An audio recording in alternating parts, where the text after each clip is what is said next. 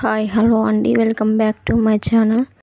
ఈరోజు నేనైతే రంజాన్ స్పెషల్ సేమియా అయితే చేస్తున్నాను. రంజాన్ రోజు వాళ్ళు చేసుకుంటే చాలా టేస్టీగా ఉంటుందని ఈ సేమియాని అయితే ఖచ్చితంగా చేసుకుంటారు. నేను ఎలా చేశానో ఒకసారి చూపిస్తాను చూడండి. ముందుగా ఒక కళాయిలో 1 టేబుల్ స్పూన్ నెయ్యి అయితే వేసుకున్నాను. నెయ్యి మంచిగా కరిగిన తర్వాత అందులోకి జీడిపప్పు, అలాగే ఒక 2-3 బాదం పప్పులు, కిస్మిస్లు, పుచ్చగింజల పప్పు అన్నీ వేసి అయితే ఒకసారి కలుపుకోవాలి. ఇలా మంచిగా ఫ్రై చేసుకున్న తర్వాత వాటిని అయితే వేరొక ప్లేట్లోకి అయితే తీసుకోవాలి. నేను ఇందులోకి వాడుకునేది అయితే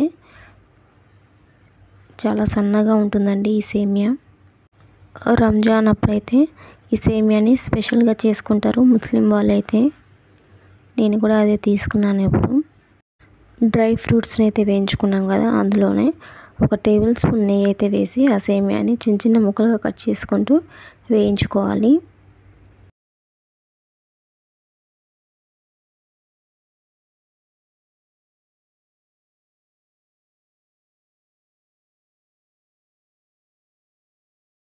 ఇలా మొత్తం అయితే ఎర్రగా ఫ్రై చేసుకోవాలి. ఇప్పుడు వీటిని అయితే చల్లార్చుకోవాలి. వేరే ఒక బౌల్లో ఒక 1/2 లీటర్ పాలు పోసుకోవాలి. చిక్కటివన్నీ అవి కొంచెం వాటర్ అయితే యాడ్ చేసుకొని అయితే మరిగించుకోవాలి.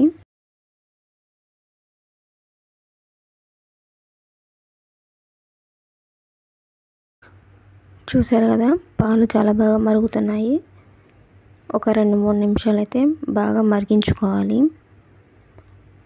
ఇలా మరుగుతూ ఉన్నప్పుడైతే అందులోకి మనం ఒక 1/2 కప్ అయితే షుగర్ అయితే యాడ్ చేసుకోవాలి.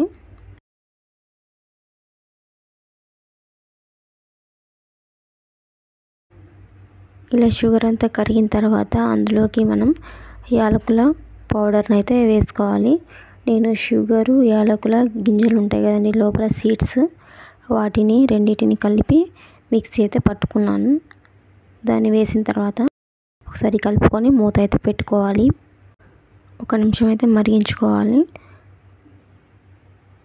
చూసారు కదా, ఇప్పుడు సేమియా అయితే చల్లారింది. ఇప్పుడు మరుగుతున్న పాలల్లో అయితే వేసుకుందాము. వేసుకున్న వెంటనే కలుపుకోవాలి, లేకపోతే ఉండలు ఉండలుగా వస్తుంది సేమియా అనేది.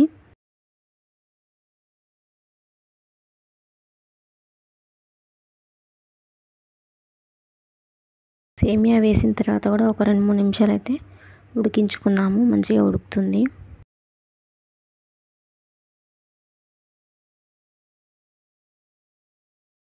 సేమియా అనేది మంచిగా కుక్ అయితే అయింది.